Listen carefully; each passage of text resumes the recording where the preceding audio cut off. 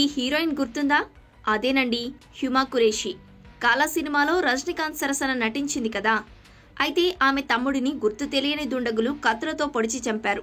ఢిల్లీలో జరిగిన ఈ సంఘటన ఇప్పుడు వైరల్ అవుతోంది.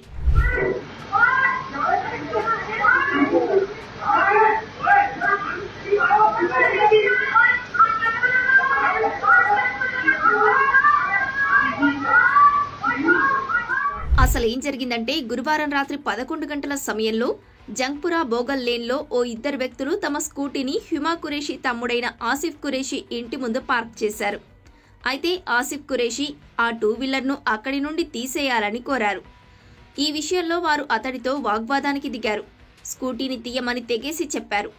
ఇలా మాటామాట పెరగడంతో ఆసిఫ్ ఖురేషీపై వాళ్లు పదునైన కత్తులతో దాడి చేశారు.